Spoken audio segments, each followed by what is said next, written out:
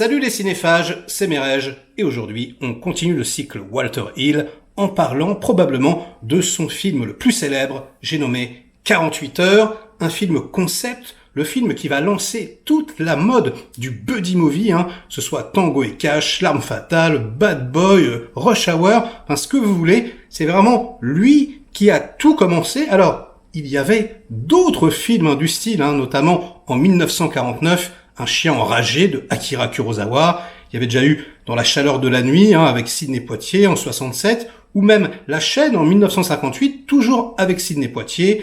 Également Les Anges gardiens avec James Caan en 74. Et des binômes avec des personnalités extrêmement différentes. Il y en a depuis très longtemps, je pense à Laurel et Hardy par exemple.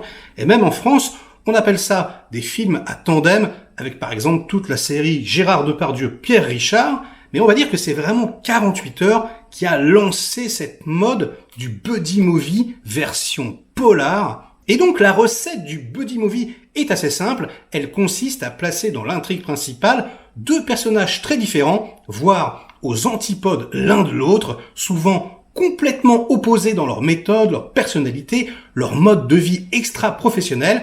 Et les deux protagonistes se retrouvent obligés de travailler ensemble, ce qui provoque des problèmes relationnels, des problèmes de communication et donc de la comédie. Et ce n'est donc pas une surprise qu'on ait été chercher Eddie Murphy, bien que ça n'ait pas été tout de suite le choix du studio.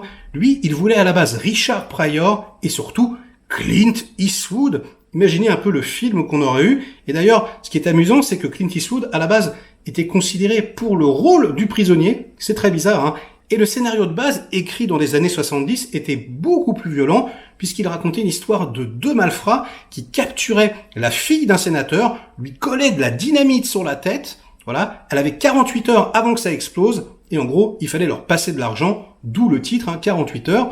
Donc ça n'a plus rien à voir ici.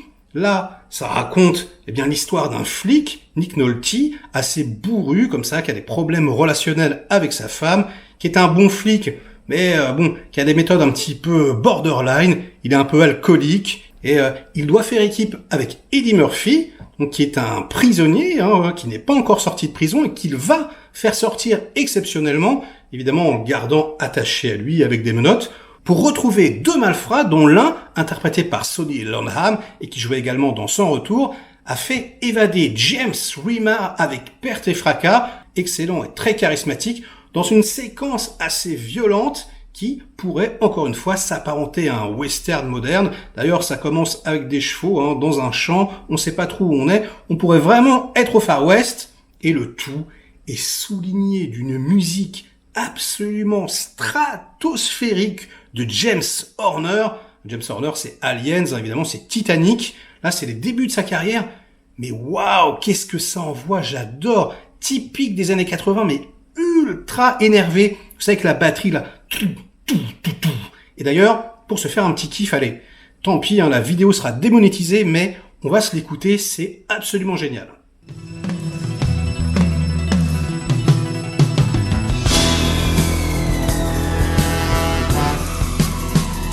Ah, j'adore, ça déchire. Allez.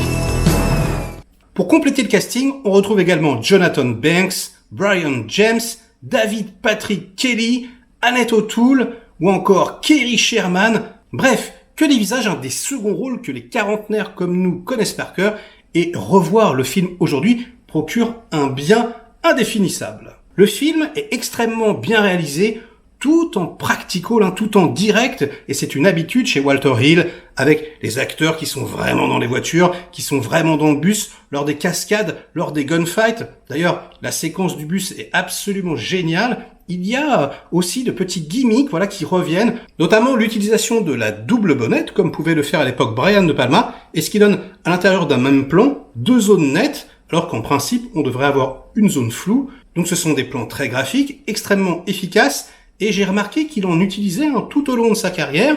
Il fait également quelques plans séquences bien sentis, franchement très très longs. On les remarque pas tout de suite. Et puis, au bout d'un moment, on se dit, mais combien de temps dure ce plan, franchement, il présente tous les personnages, toute l'intrigue, et c'est vraiment très très bien fait, et ça a du sens. Et il y a également de longs plans qui sont moins compliqués à mettre en place, mais qui permettent simplement aux acteurs de s'exprimer sur la longueur et qui permet à l'alchimie entre les deux protagonistes principaux d'exister, d'être le plus palpable possible.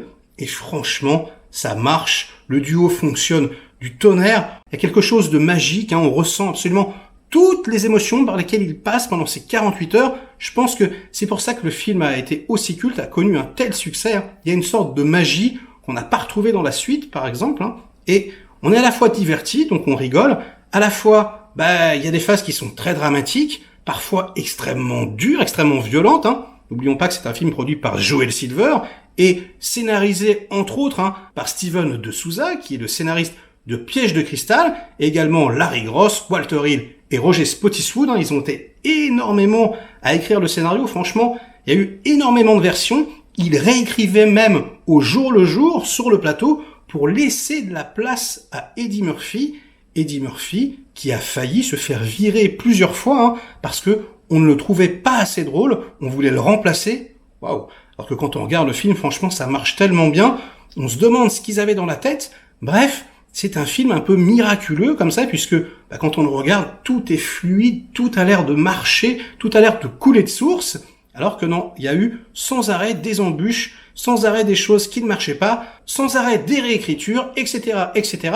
Et ce qui a sauvé Eddie Murphy, a priori, c'est quand les pontes ont vu l'énorme scène du milieu du film. Vous savez, Eddie Murphy rentre dans un bar avec que des blancs un petit peu racistes comme ça. Il fait semblant d'être flic, il prend la plaque de Nick Nolte et voilà, il joue le gros dur. Et Eddie Murphy explique que lui, il avait jamais joué ce genre de rôle, il était un peu en galère et donc il s'est inspiré de Bruce Lee. Voilà, avec les gros yeux. Donc les gros yeux qu'on voit d'Eddie Murphy, en fait, c'est Bruce Lee. Et a priori, quand les pontes ont vu cette scène, voilà, ils se sont dit ok, ça marche, ça fonctionne. Franchement, il est trop drôle. En même temps, il est badass. On va le garder et grand bien l'on aura pris puisque ça a été un succès incroyable et ça a lancé la carrière d'Eddie Murphy, celle qu'on connaît, avec évidemment le flic de Beverly Hills, Un prince à New York, etc., etc. Bref, ce sera tout pour aujourd'hui les cinéphages. Moi, il s'agit de mon buddy movie préféré avec L'Arme Fatale et peut-être Tango et Cash, mais il faut pas le dire, c'est un plaisir coupable. J'espère que vous aurez appris 2-3 petites choses.